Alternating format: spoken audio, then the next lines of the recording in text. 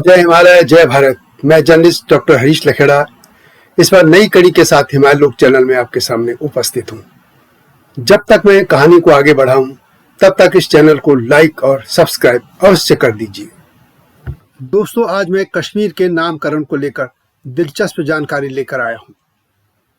आप कश्मीर को तो जानते ही हैं, लेकिन क्या कभी आपने सोचा कि इस भूभाग का नाम कश्मीर कैसे पड़ा?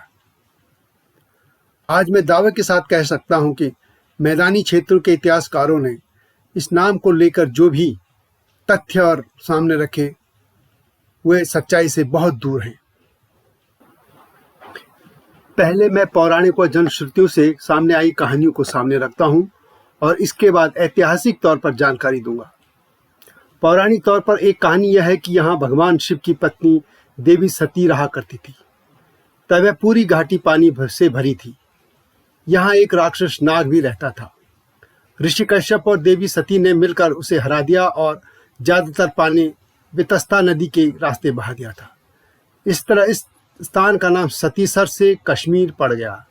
सतीसर उस तालाब का नाम था और उसके बाद सतीसर से शब्द बदलकर कश्मीर बन गया। यह भी कहा जाता है कि इस झील में बहुत से कछुए रहते थे और कछुओं की नाम से इस झील का नाम कश्यप मर से कश्मीर हो गया।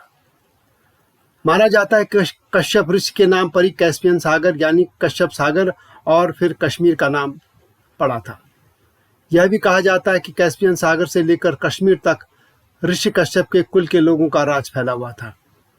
इस बारे में यह भी कहा जाता है कि कश्यप ऋषि ही कश्मीर के पहले राजा थे। उनकी एक पत्नी कद्रू के गर्भ से नागों की उत्पत्ति हुई थी, जिनमें प्रमुख 8 नाग थे। इन्हीं नागवंश की यहाँ स्थापना हुई थी।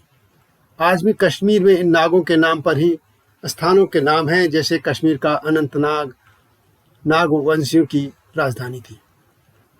दोस्तों, आप जानते हैं कि हिमाचल प्रदेश और पंजाब के आगे जम्मू क्षेत्र पड़ता है। कश्मीर के साथ जुड़े जम्मू को भारतीय ग्रंथों के अनुसार डुग्गर प्रदेश कहा जाता है।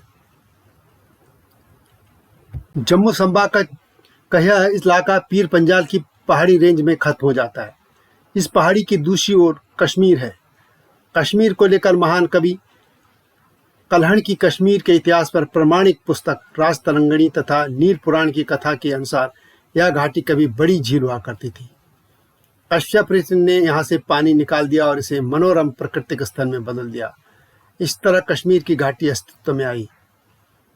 यदि कश्यप ऋषि की कहानी को मान भी लें तो भी यह बात खसों तक जाती है, क्योंकि यह भी कहा जाता है कि खस ही ऋषि कश्यप के वंशज हैं।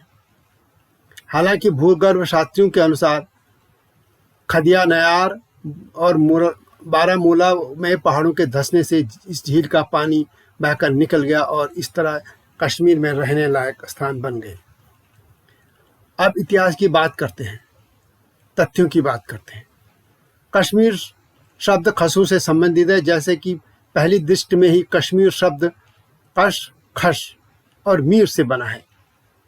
कश्मीर सागर से आए खस लोग यहाँ भी बसे और जहाँ जहाँ वे गए उन्होंने अपनी अमिट छाप छोड़ दी थी। खस जब इस क्षेत्र में आए तो इसका नाम कश्मीर यानी खस देश पड़ गया था। इतिहासकार डी शर्मा अपनी पुस्तक हिमालय के खस एक ऐतिहासिक एवं सांस्कृतिक विश्लेषण में लिखते हैं कि कालांतर में इसका विकास कशीर हो गया, जो कि कश्मीरी उच्चारण है। प्रसिद्ध भाषाविद रामविलास शर्मा का कथन है कि मीर शब्द मध्य एशियाई शब्द है और स्लाव भाषा में अभी भी इसका प्रयोग होता है। पामीर में पाए जाने वाला मीर पद भी यही है और इसका अर्थ होता है चरवाहों का देश। यद्यपि संस्कृत के पंडितों ने कश्मीर शब्द को संस्कृतनिष्ठ सिद्ध करने के लिए इसकी उत्पत्ति कश्यप मीर से करने का प्रयास भी किया। ये लोग कश का भले ही कश्यप के रूप में संस्कृतिकरण कर लें, लेकिन देश के बोधक मीर शब्द का कोई विकल्प संस्कृत में उपलब्ध नहीं है। जम्मू कश्मीर में आज भी अनेक नाम, स्थान व जातियों के नाम ऐसे हैं जिनसे खसों की स्पष्ट छाप दिखाई देती है। खसों ने चित्राल घाटी में स्थित काशगढ़ के समान ही अपना प्रमुख गढ़ बनाया था, जिसका नाम खैस्याल यानी खसालय पड़ गया। यह कश्मीर की प्रसिद्ध घाटी है। इसके बाद जिस किसी दिशा में भी इनका प्रचार हुआ वह इनके पथ चिन्हों से अंकित हो गई। कश्मीर की खैसाल घाटी की तरह जम्मू में भी कशाल पहाड़ी है। वहाँ के आसपास के दर्जनों गांव का क्षेत्र कशाल, खसाल, खसाले के नाम से जाना जाता है। वहाँ की बोली खसाली है। खसाली के तहत जम्मू की अनेक बोलियों का समावेश है। इस तरह कश्मीर का नाम भले ही कश्यप ऋषि के नाम से बताया जाता हो, लेकिन यह खसों की भूमि रही है। कश्मीर के मूल निवासी सारे हिंदू थे और कश्मीरी पंडितों की संस्कृति 5000 साल पुरानी है। यहाँ का प्राचीन विस्तृत लिखित इतिहास राजतरंगिणी में है, जिसे महान कवि कलहड़ ने 12वीं सदी में लिखा था। तब तक यहाँ संपूर्ण हिंदू राज्य था। यह सम्राट अशोक के साम्राज्य का भी हिस्सा रहा। तभी यहाँ बौद्ध धर्म का आगमन हुआ। आगे चलकर कुषाणों के अधीन भी यह और समृद्ध हुआ। उज्जैन के महाराज विक्रमादित्य के शासन में यहाँ 6ठी शताब्दी में एक बार फिर से हिंदू धर्म की वापसी हुई। उनके बाद ललितादित्य शासक हिंदू रहा, जिसका काल 697 ईस्वी से 738 ईस्वी तक है। अवंती वर्मन ललितादित्य का उत्तराधिकारी बना।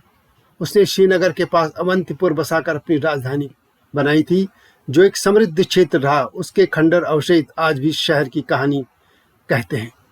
यहाँ महाभारत युग के गणपत यार और खीर भवानी मंदिर आज भी मिलते हैं। 14वीं शताब्दी में यहाँ मुस्लिम शासन आरंभ हुआ। इस तरह दोस्तों, कश्मीर का मतलब है कश धन मीर, अर्थात खसों के चरवाहों का देश, अर्थात खस चरवाहों का देश। तो यह थी कश्मीर के नामकरण की कहानी। आपको कैसी लगी अवश्य बताएं। हिमालय लोक चैनल को लाइक व सब्सक्राइब करना न भूलें। जय हिमालय, जय भारत।